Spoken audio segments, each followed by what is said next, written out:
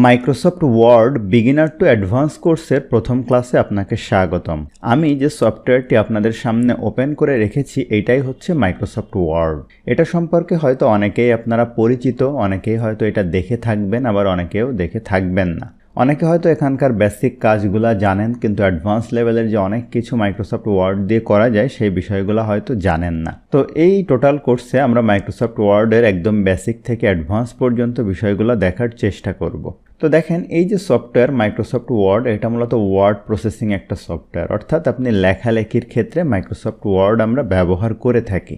এই যে Microsoft office প্যাকেজের মতো এটা বিভিন্ন ভার্সন আছে, 2003, 7, 10, 13, 16, 19, 21 বা মাইক্রোসফট 365। আমি যেটা ব্যবহার করছি এটা মাইক্রোসফট অফিসের 2021।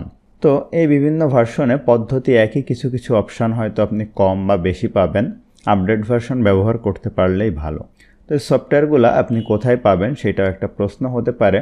আপনি ইউটিউবে সার্চ দিলে সফটওয়্যারগুলো কীভাবে ইনস্টল করবেন এটা দেখে নিতে পারেন। আর আমি যে সফটওয়্যারটি ব্যবহার করছি এটা মূলত মাইক্রোসফটের জেনুইন পেইড একটি সফটওয়্যার। আপনি আজকাল বাংলাদেশে দেখবেন অনেকে এগুলো সেল করে, তাদের কাছ থেকেও কিনে নিতে পারেন। মাইক্রোসফট ওয়ার্ডের পুরাতন এবং নতুন ভার্সনের মধ্যে যে অনেক বেশি পার্থক্য আছে এমনটা না, কিন্তু অনেক ক্ষেত্রে যেটা হয় সেটা হচ্ছে আপনি যখন এই মাইক্রোসফট ওয়ার্ডের বিশেষ করে 7 ভার্সনের পরের যে ফাইলগুলো সেটা সেভ করলে ডকএক্স ফরম্যাটে আসে, আর আগের ফাইলগুলো ডক ফরম্যাটে, অর্থাৎ 7-এর পরের ভার্সনে যদি ফাইল সেভ করা থাকে তাহলে পুরাতন ভার্সনে আপনি ওপেন করতে পারবেন না। তবে একটা উপায় আছে, সেক্ষেত্রে এই যে আপনার মাইক্রোসফট ওয়ার্ড ডকুমেন্টটা যখন আপনি কাজ করার পরে সেভ করবেন, এই যে ফাইলে যেতে হবে, যাওয়ার পর এখান থেকে এই যে সেভ অ্যাসে যেতে হবে, ব্রাউজে যেতে হবে।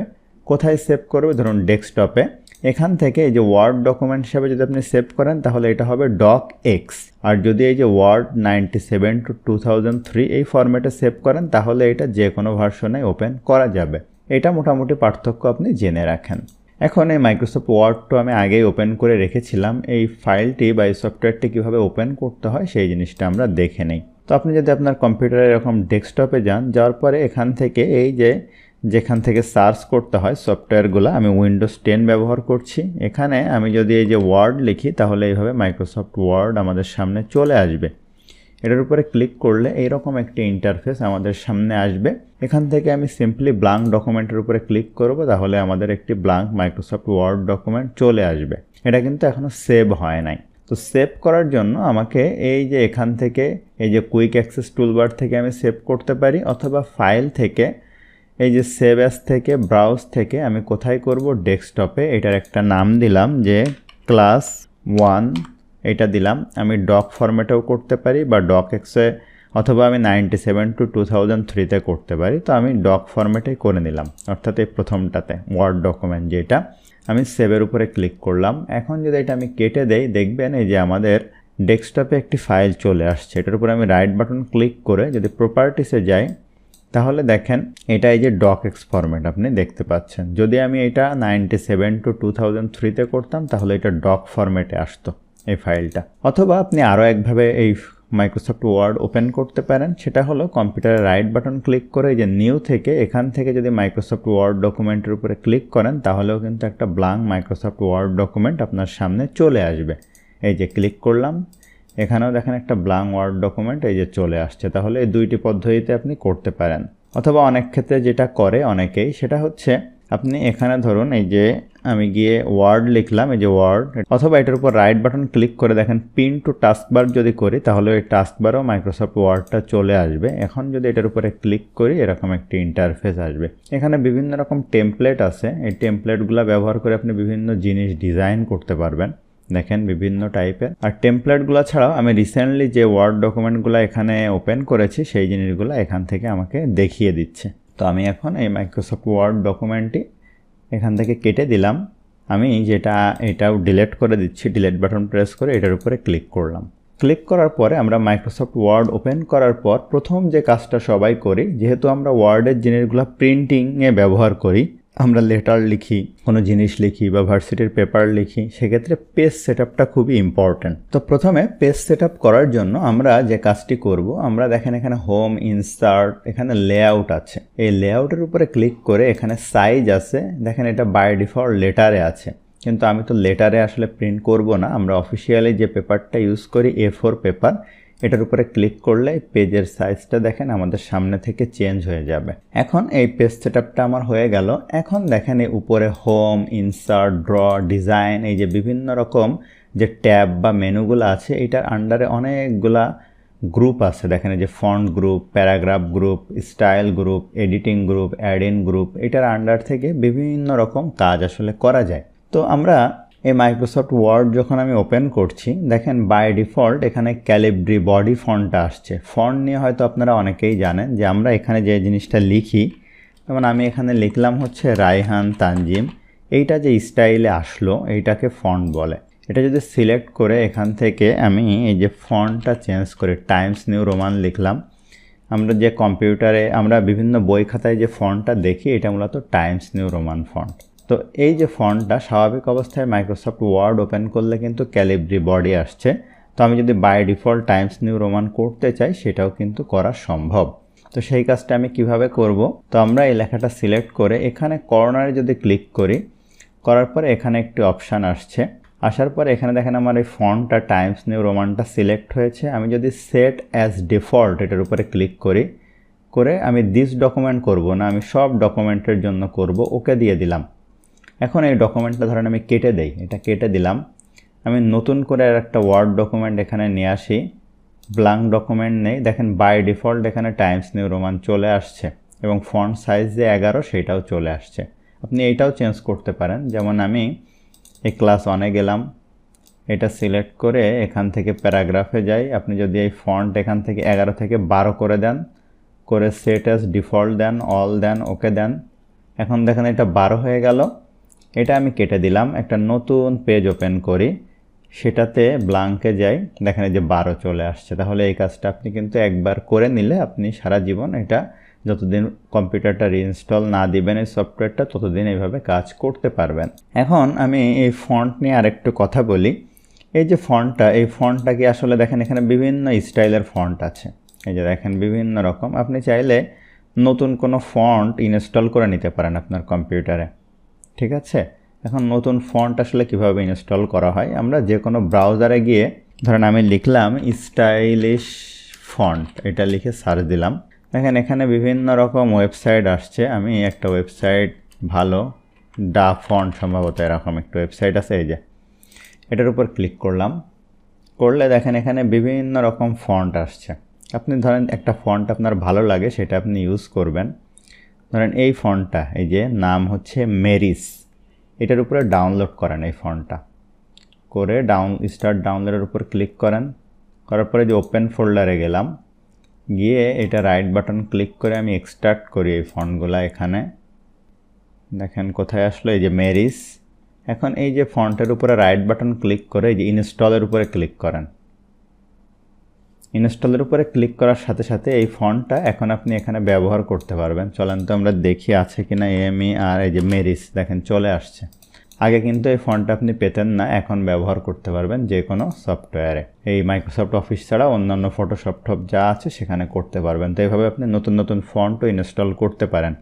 সেক্ষেত্রে একটা জিনিস হবে, এই ফাইলটা যদি আপনি কাউকে পাঠান, তার কম্পিউটারে যদি এই ফন্টটা না থাকে তাহলে কিন্তু আবার লেখা ভালো দেখা যাবে না। সেক্ষেত্রে আপনি প্রিন্ট করতে চাইলে সবসময় ফাইলগুলোকে পিডিএফ ফরম্যাটে সেভ করবেন। তো পিডিএফ হিসাবে কীভাবে সেভ করবেন সেটা আমরা এখন দেখি। তার জন্য আমরা এখানে কিছু র্যান্ডম টেক্সট নিয়ে নিই। এখানে আমি ইকুয়াল সাইন দিলাম, RAND, র্যান্ড লিখে দেখেন ব্র্যাকেট স্টার্ট করে আমি 5,5 দিলাম, অর্থাৎ 5 প্যারার 5টা লাইন নিব। ইন্টার দিলাম, এরকম আপনার লেখাগুলো চলে আসলো। দেখেন কিছু ডেমো টেক্সট আসলো। এখন এইগুলা সিলেক্ট করি, করার পরে এখান থেকে দেখেন এই যে সেন্টার আছে, লেফট আছে, রাইট অ্যালাইনমেন্ট আছে, আমি জাস্টিফাইড করলাম, তাহলে কিন্তু সুন্দর লাগবে দেখতে। এভাবে রেখে দিলাম, দেওয়ার পরে এটা আমি এখান থেকে সেভ করলাম।